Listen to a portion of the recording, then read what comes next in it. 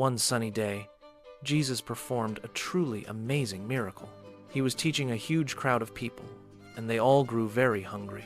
With only 5 small loaves of bread and 2 tiny fish, Jesus fed thousands. It was an incredible sight as everyone watched the food multiply in his hands. Every single person in the vast crowd had more than enough to eat. Their tummies were completely full, and their hearts felt happy and content. The next morning, many of those same people eagerly went searching for Jesus again. They remembered the delicious bread and fish, and they wanted more of it. They hoped he would provide another miraculous meal for them that day. When they finally found him, Jesus greeted them with a kind and gentle smile. He looked at them knowingly and said, "You are looking for me, not because of my teachings, but because you ate the bread yesterday and were completely satisfied." Jesus then continued, "But I have something far, far better to offer you." The people exchanged puzzled glances. Their curiosity immediately piqued. "Better than bread," they whispered to each other, wondering what it could be. Jesus then explained, his voice calm and full of love, "I am the bread of life." He added, "Anyone who comes to me will never, ever feel hungry in their heart again." Now, Jesus wasn't talking about a literal loaf of bread you could slice and butter. He was speaking about something much deeper and incredibly special.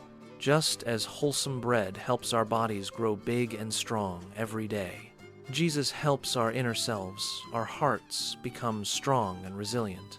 And just like good food gives us energy to run, jump, and play with our friends, Jesus fills us with wonderful gifts like love, joy, peace, and hope.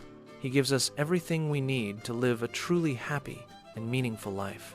Long, long ago, God provided his people with special bread from heaven called manna. This happened when they were wandering through the vast, empty desert. But Jesus told them he was the true living bread sent directly from heaven. He was sent by God himself to give a kind of life that lasts forever and ever. Some people in the crowd didn't understand his words and slowly began to walk away. They couldn't grasp the spiritual meaning of what Jesus was saying. But Jesus' closest friends, his disciples, remained right there with him. Jesus turned to them and gently asked, "Do you also want to leave me?" Peter, one of his dearest friends, quickly answered without hesitation. "Lord," he declared, "you alone have the words that give eternal life. We want to stay with you always." And they did, remaining by his side, because Jesus truly is the bread of life, the one who forever feeds our hearts.